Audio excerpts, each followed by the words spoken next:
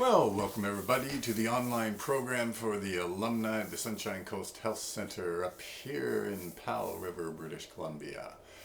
And for this program, I think we're going to take some time to look a little more in depth at one of the typical character traits or styles that many addicts have. Not all of them, but a lot of them.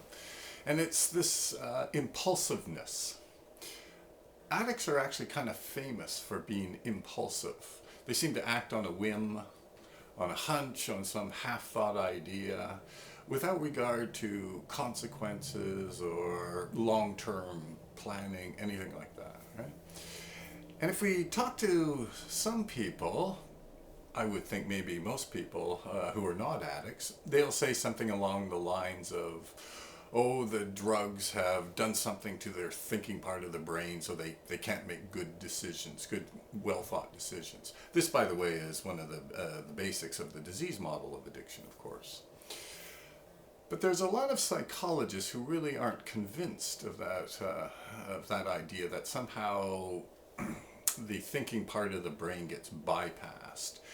And for this program, we're going to borrow some of the ideas from this guy, David Shapiro. He wrote this famous book called Neurotic Styles. And he's got some very interesting insights. And one of the things that Shapiro talks about is really the idea that we're bypassing the thinking part of the brain doesn't really explain enough. We have to look a little deeper into the psychology of impulsive people. And one of the things that you should know about psychology is that most psychologists are pretty much convinced that even small behaviors reflect bigger things. And Shapiro is one of these psychologists. And he says that we can't understand impulsiveness unless we look at how an impulsive person makes sense of the world. And he talks, and most clinicians know this if they've worked with impulsive people, that an impulsive person tends not to have a really deep, reflective approach to understanding the world.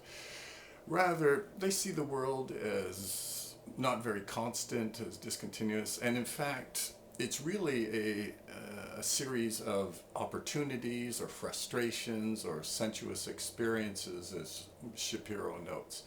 It's not, they don't look at the world and see themselves as part of having a past leading to a present and all these future possibilities. It's much more, oh, there's something happening. Here's an example. So a client was talking about his future. And what he said is, well, I'm going to open up this treatment center.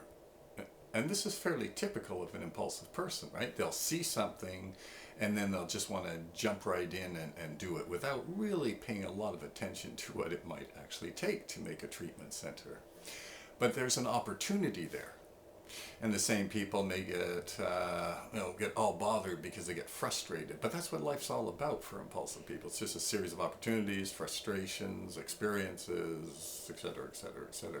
And this is actually how they make sense of life. That's important to understand because, as you know, at the Sunshine Coast Health Center, we make this big point about recovery will demand that you make sense of yourself and the world in this new way.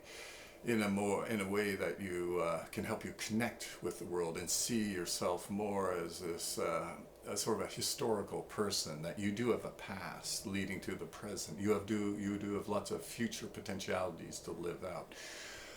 But if you don't have that kind of deep reflection about what your life is like, you simply, this is what life is about. Oh, this happens. Okay, we'll do that. Oh, this happens. Oh, let's do that, right? No really continuous style of approaching life.